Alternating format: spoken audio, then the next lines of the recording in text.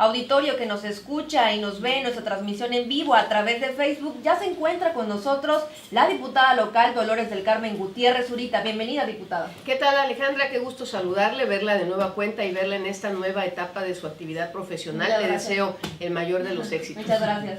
Bienvenida, diputada. Gracias, Juan Alejandro Jr. Gracias y buenos días a todo su amplio auditorio y a todo su equipo de colaboradores aquí en Tabasco y Radio. Es un placer tenerla con nosotros. Bueno, pues preguntarle, ¿cómo va en esta legislatura? Sabemos que ha habido muchos cambios, lo hemos platicado y lo hemos comentado en muchas ocasiones. Creo que somos afortunados en los cambios políticos, sociales que estamos viviendo, no solamente estatal, nacional, incluso internacional. Son años históricos, yo creo, que van a quedar en la historia, valga de la redundancia, de México y en la memoria de muchos de nosotros. Y en el ámbito legislativo también están ocurriendo muchas cosas. De tu actividad, ¿cómo va? Bien, tienes mucha razón.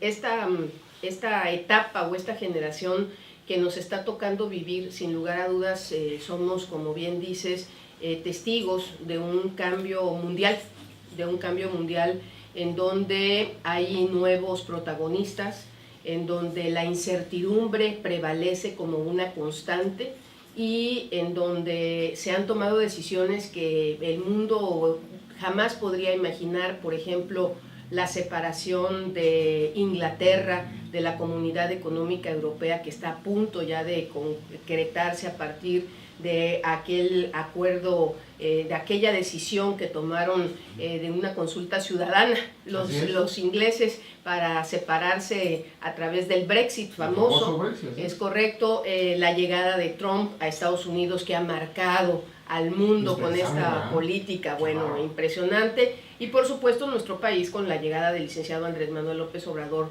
como presidente de México y los cambios que se suscitaron al darse un voto masivo mayoritariamente en el país al partido que él representó en las urnas, en las boletas electorales, y Tabasco pues no fue la excepción. Aquí hubo un triunfo arrollador de Morena y hoy tenemos presidencias municipales, gobernador y un Congreso del Estado mayoritariamente de Morena. Eso evidentemente genera un proceso de cambio de fondo. El día de ayer justamente estaba viendo la conferencia de prensa del presidente de México, el licenciado Andrés Manuel López Obrador, y vaya, si hay alguien que cree o aún que los cambios, el combate a la corrupción no van en serio, pues no sé qué esperan para empezar a creerle, ¿eh? Sí. Esto es una transformación de fondo. Me parece que este va a ser el legado del licenciado López Obrador como presidente de México. Sí. Claro, está tocando callos muy fuertes, se están moviendo las entrañas del país, sí, y eso evidentemente genera también pues una contradefensa, porque nadie, en algún momento escuchaba yo un político que me decía, el poder no se comparte, ni se entrega, que te dice, oye, aquí está, ahora te toca a ti, ¿no? Entonces arrebata.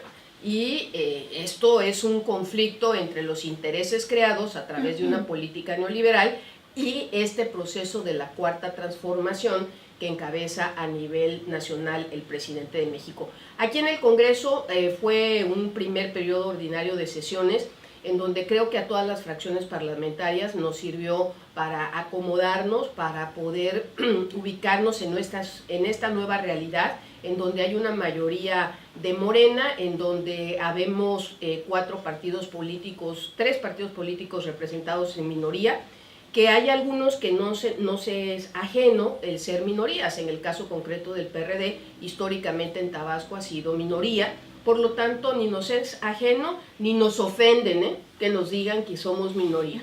Estamos acostumbrados a hacerlo y además es bien bonito. Además, eso es una realidad, eso es cierto.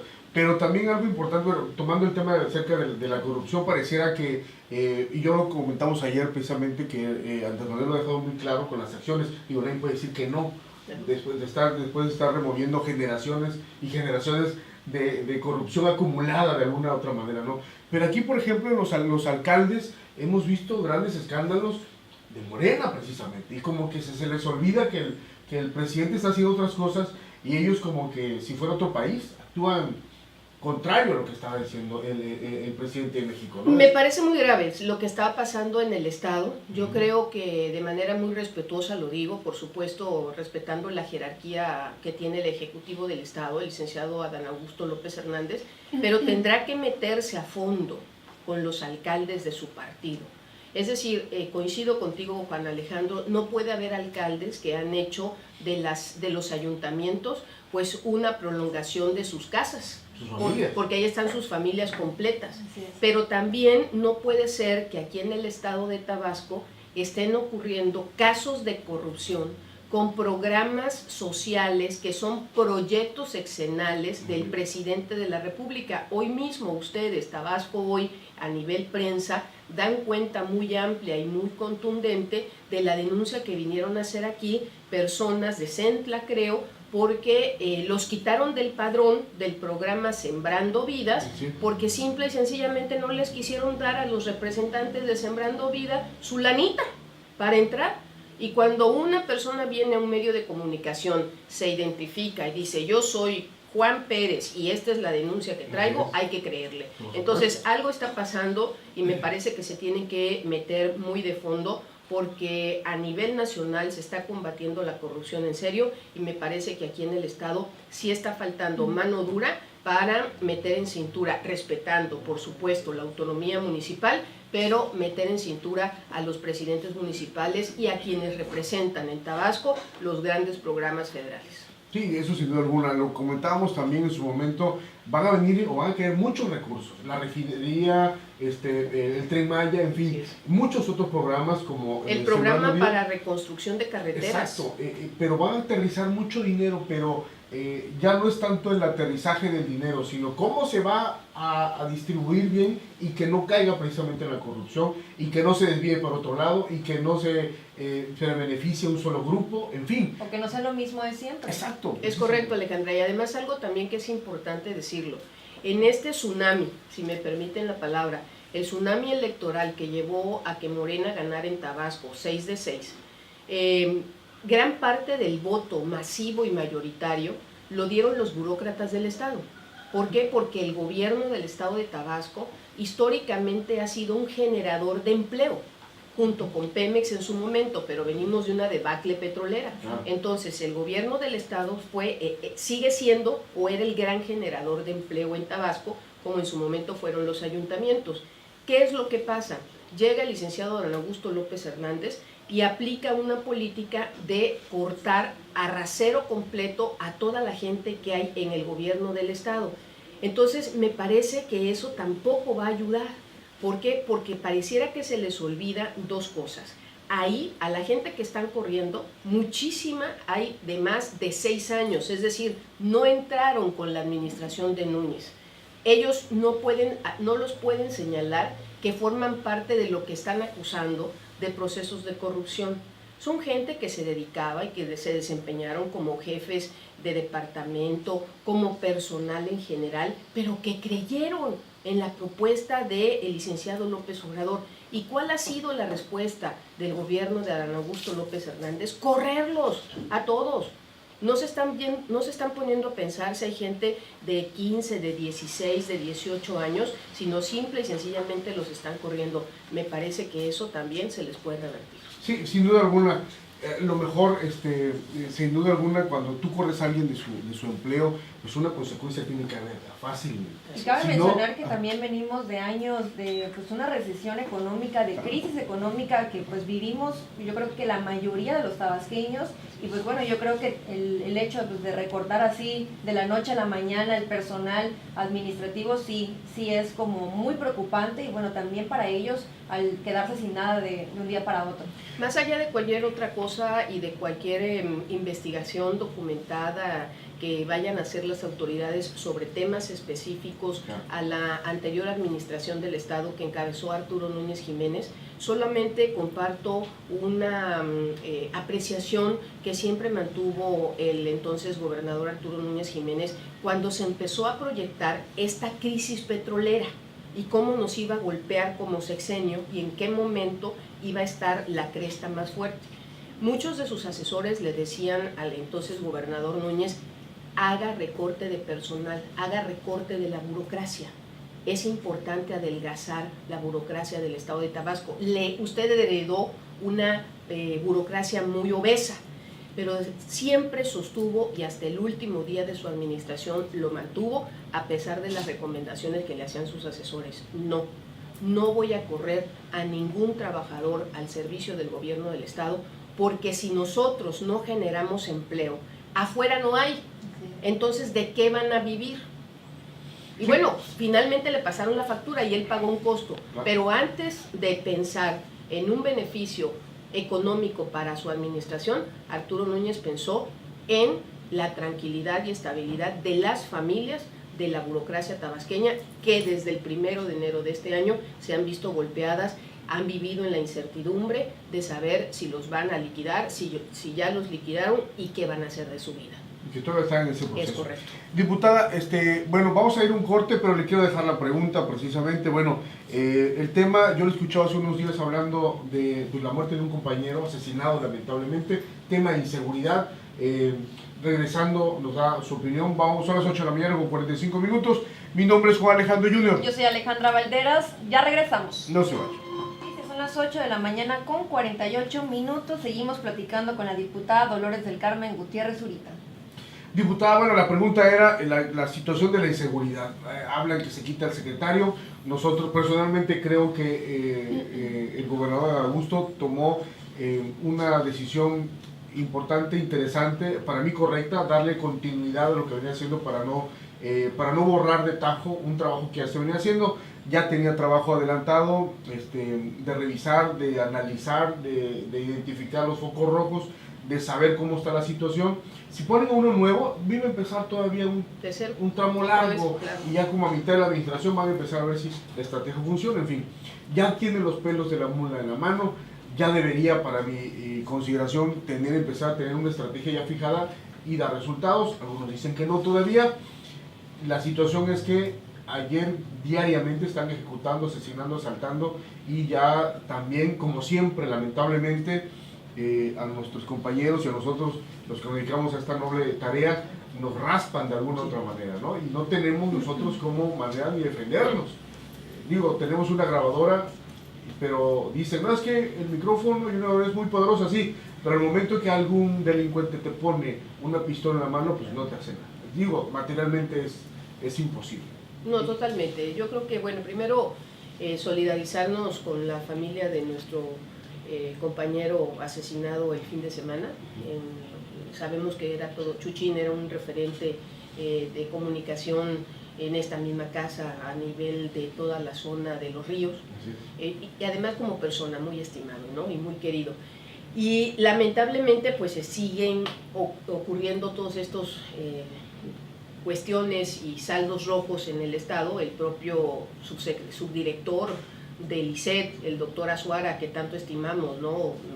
Nos enterábamos que fue blanco también de asaltantes y ladrones en su consultorio, y que bueno, no le fue bien ni a él ni a las personas que estaban esperándole ahí.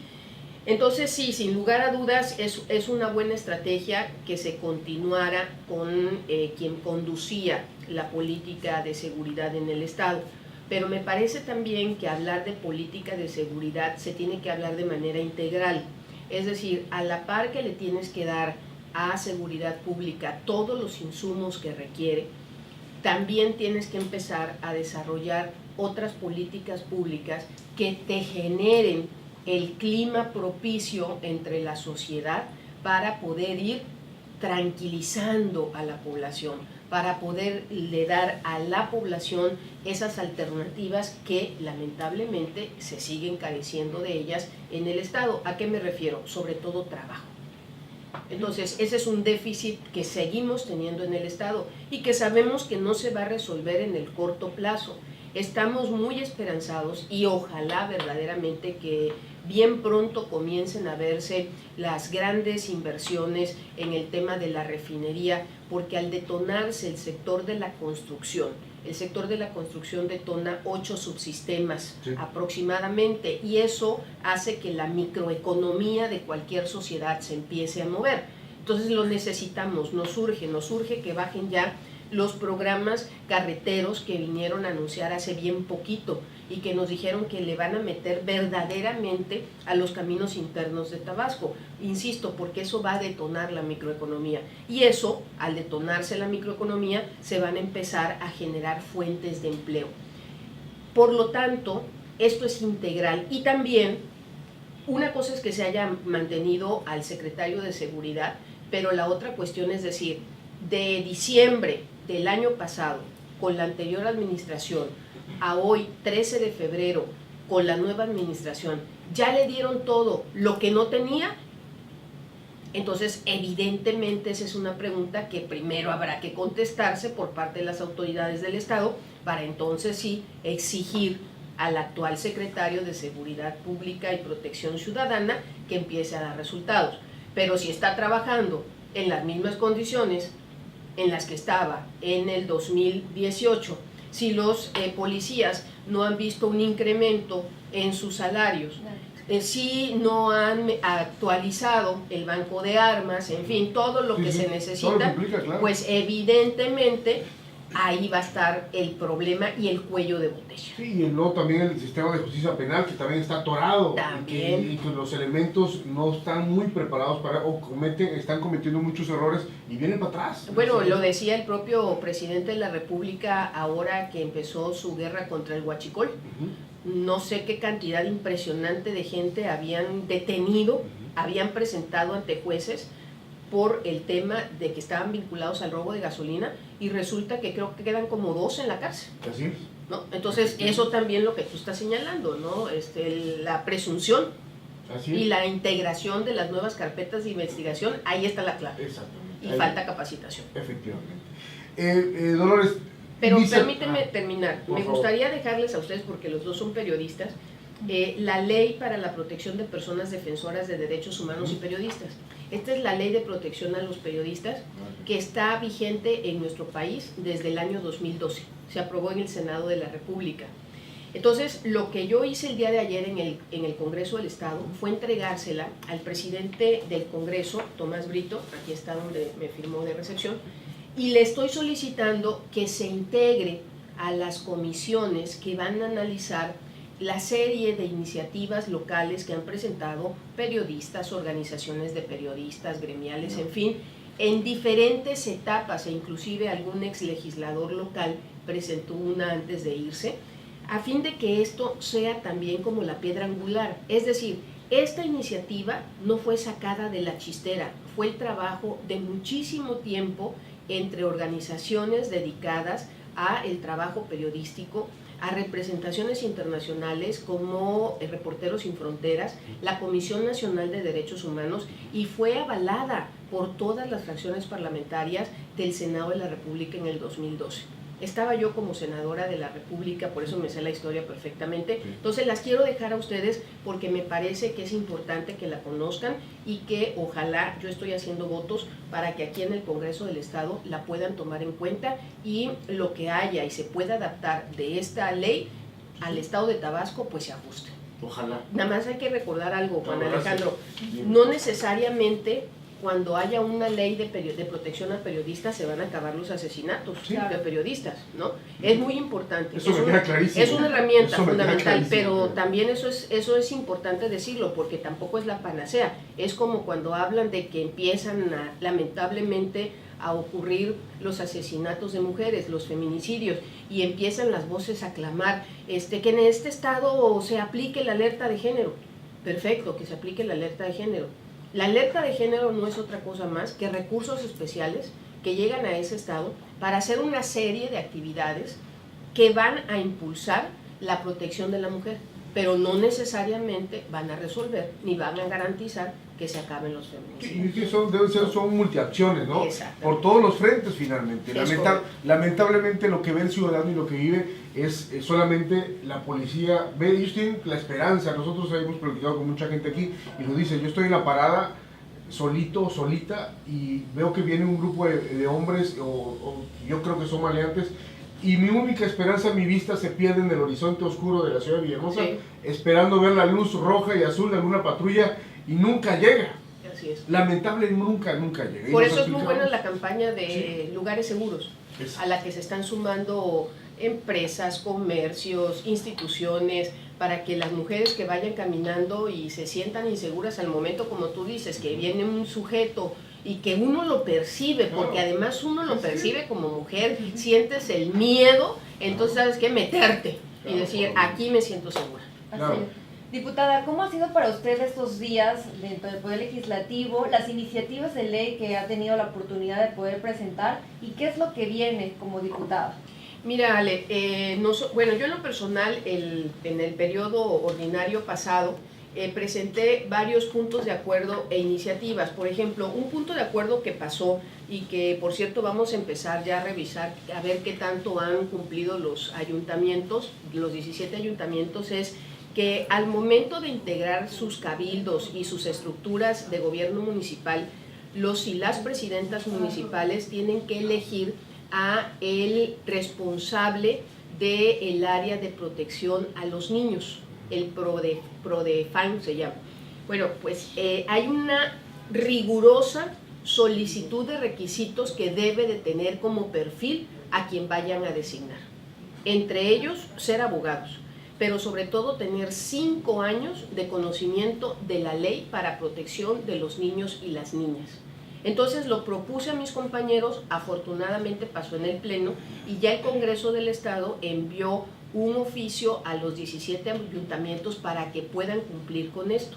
Habrá que ver si lo cumplen, si no, se les puede hacer un llamado. Oye, es que no debían de no cumplirlo, oye, pero es bueno, el beneficio y protección de los niños, es correcto, sus propios hijos, así es, pero bueno, ese es un buen tema de investigación periodística, se las dejo ahí, ¿no? Lamentablemente, aunque sean sus propios hijos, no les importa, ¿no? Bueno, y luego también presenté un par de iniciativas, por ejemplo, relacionado a el Código Penal, una iniciativa para reformar el artículo 163 del Código Penal para sancionar a quien divulgue imágenes personales en las redes sociales. Y es que, bueno, estamos en el mes del amor y la amistad, pero bueno, resulta que cuando hay mucho amor, sí permito todo, que me grabes, cariño mío, y todas las imágenes habidas y por haber, ¿no? Pero ya por septiembre, pero octubre, ya por septiembre o octubre, cuando se acabó el amor, ya te odio y entonces te exhibo. Exactamente. ¿No? Fue una situación muy complicada el año pasado, por ahí pues fue un tema muy mediático a través de las redes sociales, pues, llegaban muy rápido estas imágenes de niñas, niñas aquí tabasqueñas que sin duda algunas se vieron pues agraviadas, ¿no?, en su persona al circular ese tipo de imágenes, que fue a raíz de una persona que creo que subió pues todas estas carpetas que ya se tenían. Las acusaban de ser escorts. Exactamente, o sea, se les decían muchas cosas y bueno, yo creo que ahí sí habría que pues tomar ese foco, porque también a partir de ahí se genera pues lo que es la violencia de género, los feminicidios y demás, porque ya se sienten con ese derecho. Así es, y entonces esta iniciativa la enviaron a la Comisión de Justicia y justamente ayer, platicando con la presidenta de la Comisión de Justicia, mi compañera diputada Julia Alicia Pardo, pues le decía que hay que acelerar ese proceso porque es un tema vigente. Claro. Y el otro tema que presenté más bien una iniciativa de reforma. ¿Me permites? Me están apurando con el corte, son las 9 de la mañana, regresamos y continuamos hablando con tus iniciativas. Vamos y regresamos, no se vayan.